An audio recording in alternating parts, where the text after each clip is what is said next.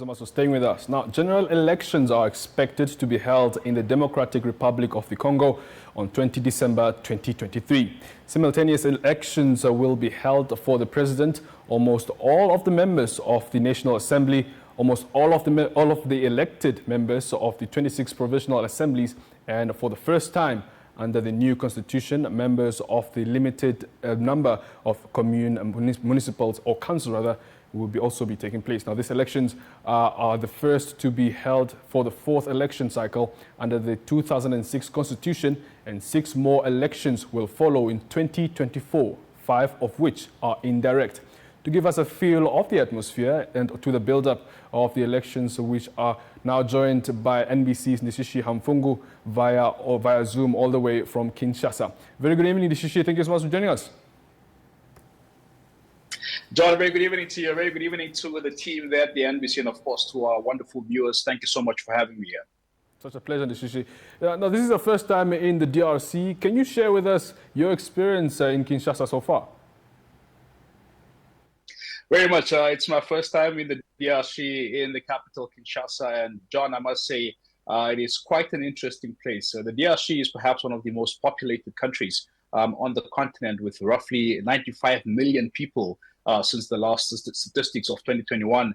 And here alone in Kinshasa, we have about 17 million people. And John, I must say it's a bit overwhelming, especially coming from a small country where it's so easy to navigate and move around, but that's not the case here. Traffic is crazy, but the people are lovely, the food is lovely, and definitely I think, with the upcoming elections, there's a hype of activity in the city and across the country as well. And people really are looking forward to these elections, John. As you rightfully said, of course, these are very important elections following the peaceful transition of power between Joseph Kabila, the former president of the DRC, and the incumbent, that's Felix Tshisekedi. And John, I think, for the few engagements we've had, I only arrived yesterday in the country, but from the few engagements we had, there's definitely excitement and people are looking forward to a peaceful process here in the DRC. But it's a lovely country, lovely people, lovely food. Very well. Now, Ndishishii, in 63 years of independence, the Democratic Republic of the Congo has only had one peaceful transition of power. That was now after the 2019 win of Felix Tshisekedi, as you rightfully mentioned, who is also one of the candidates, who is seeking a second 5-year presidential term this month. How would you describe the atmosphere in the build-up of the elections there, given, in the history, and also what are the locals saying regarding this?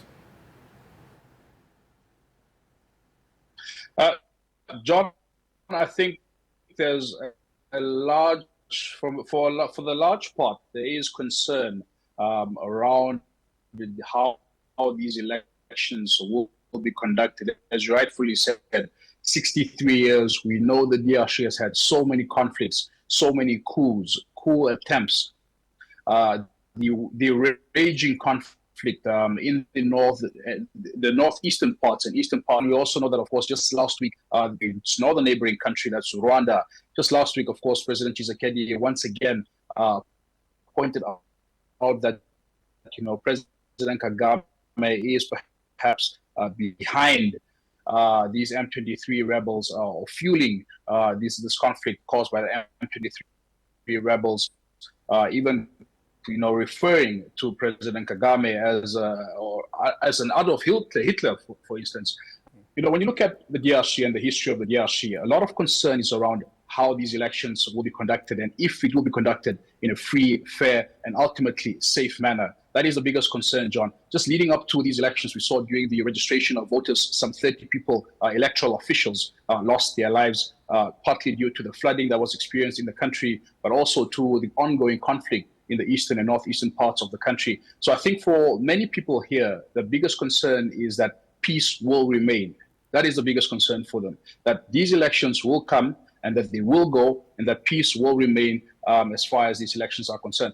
President Tshisekedi, for instance, is, of course, part of his campaign is around unity, security, and prosperity, and really underscoring that security aspect, John, because at the end of the day, this country has seen enough bloodshed. We all know the sad story of the DRC, and it's really the hope of the people that these elections take place in a very peaceful manner. As you rightfully mentioned it, there are, of course, a number of candidates taking place, but about 22 presidential candidates to be specific. And But there are roughly three main challenges to these elections. They are Martin Fayulu. Of course, you remember that name from 2018 as well. During that presidential election, many people felt that he won that particular election. Moise Katumbi is a wealthy businessman and former governor of Katanga here in the DRC. He's also another contestant. Then you have Dennis Mukwege, who's the winner of the 2018 Nobel Peace Prize. So very strong candidates lined up in the presidential race, John. But ultimately, the feeling here is that these elections take place in a free, fair, and most importantly, safe and peaceful manner. And that is our hope here as well, John. I'm here as part of a larger SADC group of media practitioners, ranging from digital, broadcasting, print, etc. And we're here to also observe what's happening here in the country. The SADC observation mission is here as well, but there is a bit of concern around, the involvement of observers here. Apart from SADC, the EU observation mission has withdrawn, seeing that they couldn't come to agreement with the government of the DRC due to some of the technological equipment that they wanted to import into the country. So as it currently stands, you have the SADC observation mission in the country only to, of course, look at these elections. And the EU has only deployed about 8 officials who will only be present here in Kinshasa. So, but I think generally the mood right now, John, is a very peaceful atmosphere.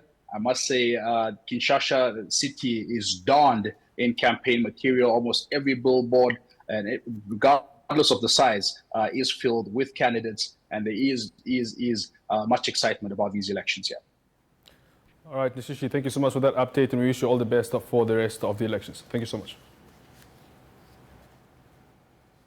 Thank you. All right, I was in conversation with NBC's Ndishishii Hamufungu, just talking to us about the elections, of course, that are underway, that is actually in the Democratic Republic of Congo, just joining us from Kinshasa. The Daily Roundup continues after a short break. Don't go away.